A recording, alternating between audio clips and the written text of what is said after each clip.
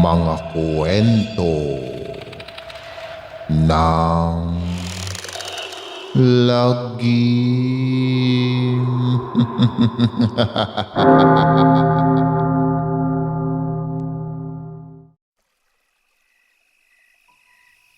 Kamusta na mga giliw naming tagapakinig?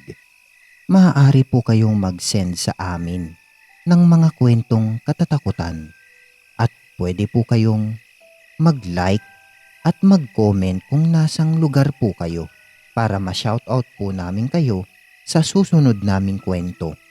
Maraming salamat mga giliw naming tagapakinig. Don't forget to like and subscribe our channel para palagi po kayong updated sa mga kwentong katatakutan. Shoutout po kay Annabella Coriano 9104. Isa po akong masugid na tagapakinig ng inyong magandang kwento. Tagataytay, Rizal po kami ng mister ko. Maraming salamat po mga giliw naming tagapakinig. Kasalukuyang naglalakad si Faye pauwi bahay nila nang salubungin siya ng kapitbahay nilang si Aling Tess. Ang nanay daw niya, may nangyari sa nanay niya. Nagmamadali namang halos liparin ng 20 anyos na dalaga ang daan patungo sa kanilang kasunod, si Aling Tess. Pagdating doon ay dinatnan niya ang nanay niyang nakahiga sa papag.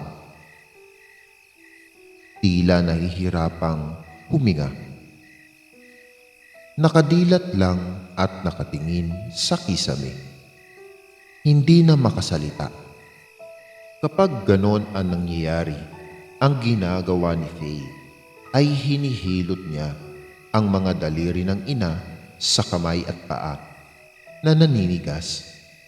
Matagal niyang gagawin yun bago mawala ang paninigas ng nanay niya.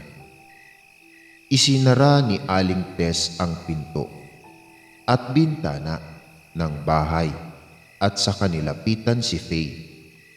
Sinabi niya sa dalaga na kailangang matapos na ang paghihirap ni Aling Isidra. Dalawa lang ang pamimilian ni Faye. Ang emergency, healing ang ina o kuhanin ang mutya ng pinunong aswang na tanging makapagpapagaling sa kinikilalang ina. Hindi tunay na ina ni Faye si Aling Isidra.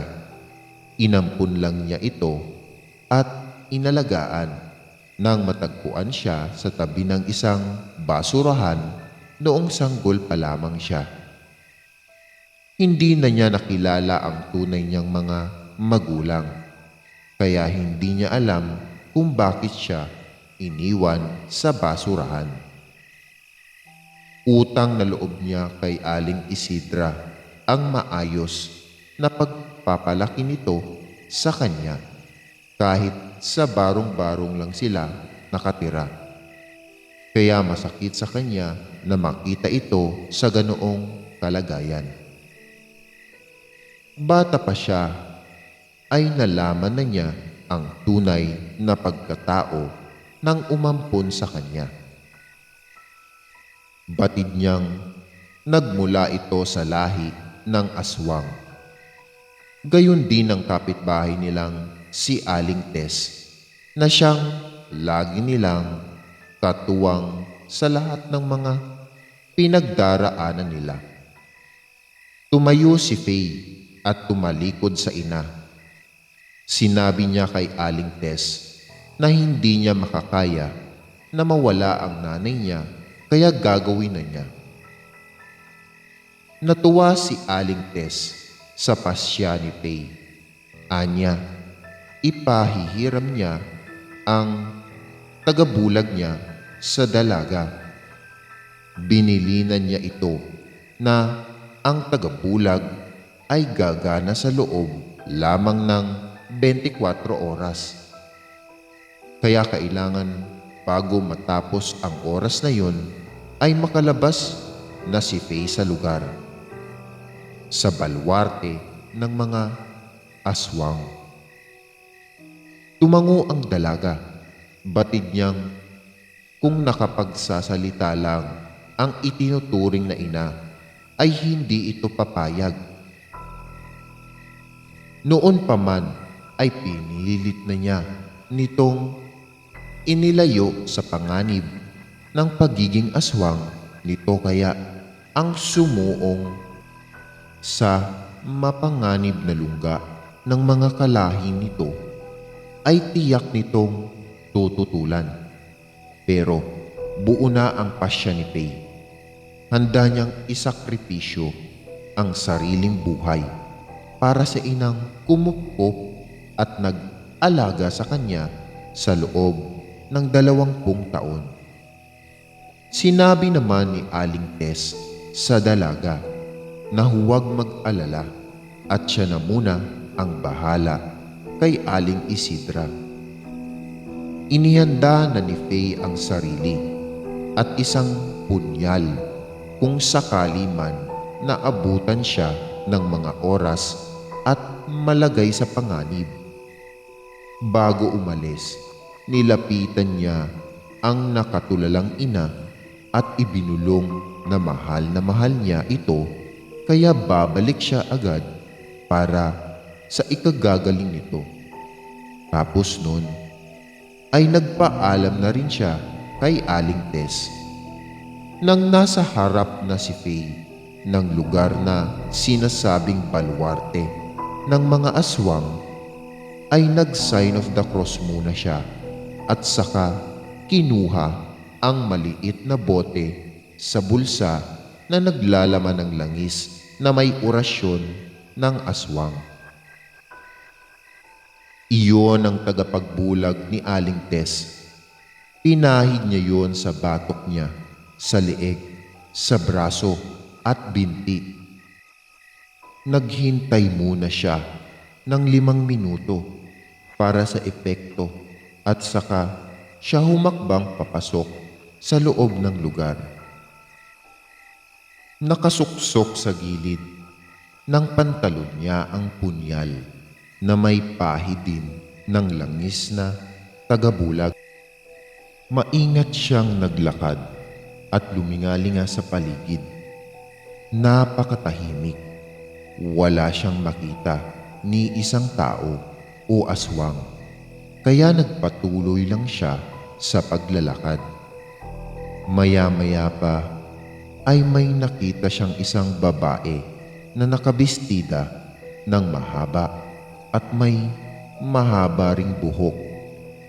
Napalunok siya dahil doon pa lang niya masusubukan kung may bisa nga ba ang tagabulag. Hinawakan na niya ang punyal para kung sakali man na makita siya nito ay handa na siyang lumaban.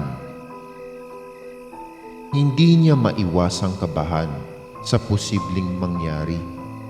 Nang makalapit na sa kanya ang babae, ay natigilan ito. Umamoy-amoy sa paligid habang si Faye ay hindi halos humihinga sa nerbiyos. Ngunit makalipas lang ang ilang segundo ay nilampasan na niya ang babae at nagpatuloy sa paglalakad palayo sa kanya. Nilingon pa niya ito. Siguradong aswang yun at hindi nga siya nito nakita. Pero muntik na siyang maamoy. Nagmadali na si Faye. Kailangan niyang matuntun agad ang kinaroroonan ng pinunong aswang. Nang sa gayon ay magawa na niya ang pakay at makuha ang mutyang mapagpapagaling sa ina. Hindi pa man siya gaanong nakakalayo sa unang aswang na nakasalubong niya, ay isang batang aswang naman ang kanyang nakita. Tumakbo ng paikot-ikot sa puno na tila bang nasisiyahan sa ginagawang paglalaro. Siguradong hindi rin siya nito nakita, dahil kung nakita siya, tiyak na huminto na ito sa ginagawa at inatake siya. Kaya nagpatuloy siya sa mabilis na paglalakad. Sumunod niyang nadaanan ay isang huklubang aswang na humihit-hit ng tabako habang namamahinga sa gilid ng bukid.